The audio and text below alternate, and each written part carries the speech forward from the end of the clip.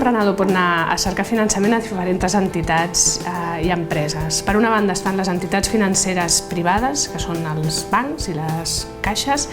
on es pot sol·licitar finançament a través d'un tipus d'interès, que normalment el que exigeixen són avals o garanties per demanar aquest finançament. També es pot anar a entitats financeres públiques, que són un complement al sector privat, que també ofereixen els mateixos préstecs. Es pot anar també a empreses públiques, com serien ENISA o el CDTI, que el que ofereixen és préstecs a projectes d'alt nivell tecnològic, societats de garantia recíproca, Avalis de Catalunya, que és la societat que actua aquí a Catalunya,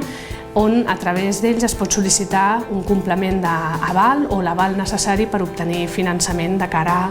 al banc. També es pot anar a fundacions privades, per exemple, hi ha Acció Solidària contra l'Atur, ASCA, que ofereix préstecs, moltes vegades préstecs sense cap tipus d'interès per a emprenedors que comencen i necessiten una petita quantitat per iniciar el seu projecte, o bé ja estarien tot el que són els inversors privats, capital risc o els business angels, que a través d'aquest finançament de particulars, empreses o de persones que inverteixen en el projecte dels emprenedors, es pot sol·licitar el finançament per arrencar.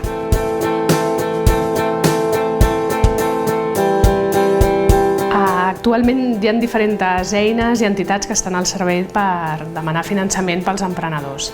Per una banda hi ha els préstecs, que són entitats que presten diners, que a canvi d'un interès es retorna també al capital. També estan els microcrèdits, que en aquest cas són préstecs per persones que no poden sol·licitar préstecs normals a l'entitat bancària, que no disposen d'avals o garanties. També estan els préstecs participatius, que són instruments de finançament on es presten els diners i es cobren uns interessos i el retorn de capital va en funció de l'evolució del projecte. La participació en capital, que serien préstecs que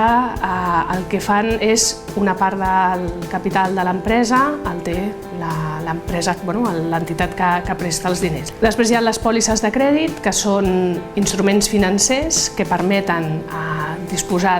de capital que es vagi retornant amb un interès pactat i que es va tornant en funció del capital que es disposa, que és finançament ja més a curt termini.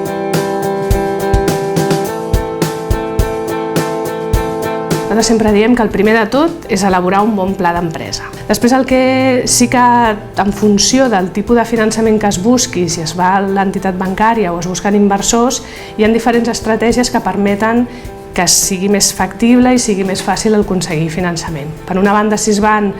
a buscar finançament a través del banc, nosaltres recomanem que es vagi a l'entitat bancària on un emprenedor és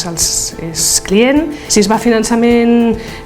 via inversors privats, doncs preparar una bona presentació del seu projecte. És recomanable portar, a part del pla d'empresa que hem comentat, un informe de viabilitat d'alguna entitat acreditada, la xarxa del Catalunya Emprèn, que vulguis o no també ajuda a lo que és l'acompanyament del pla d'empresa, tots els pressupostos de les inversions i la necessitat d'inversió que necessita, i també necessitarà aportar, si té, contractes que tingui amb algun client ja signat.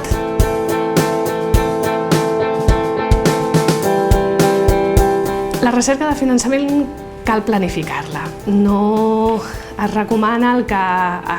es faci tota aquesta cerca de finançament a empreses, perquè moltes vegades les presses fa que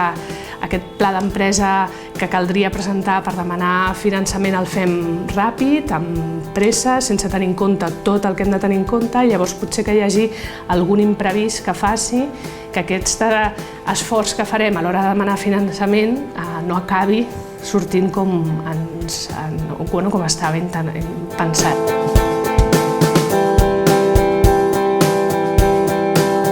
Sobretot que sigui un projecte atractiu, però atractiu mirat des de 3 punts de vista. Per una banda, ha de ser un projecte viable, que tingui un bon estudi de mercat i que hi hagi suficient massa crítica per comprar aquest projecte, però també alhora que hi hagi un avantatge un avantatge comparatiu o algun fet diferenciador que faci que aquest projecte sobresurti de la resta de la competència. Després, mira la part més de l'equip humà que hi ha darrere del projecte,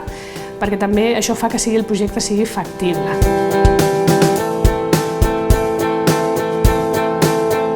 Llavors han sortit alternatives com el crowdfunding o el crowdlending, que són alternatives a finançament, al finançament actual, el finançament tant bancari com per part d'inversors, on, per exemple, el crowdfunding és les microaportacions de diferents persones, que normalment són al voltant dels 25-30 euros per persona, no és més, que a través de que li donin a l'emprenedor, ells reben potser una recompensa o ho fan a través de donació. Hi ha diferents plataformes, actualment aquí a Espanya, Berkami, Goteo, Lanzanos, on es pot posar la plataforma a través d'internet, normalment es fa a través d'internet i es pot aconseguir aquest finançament.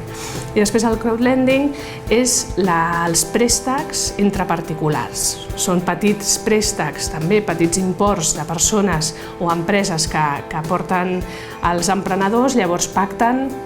el tipus d'interès, la quota, el retorn d'aquests préstecs. Llavors els emprenedors no cal que vagin al banc, no cal que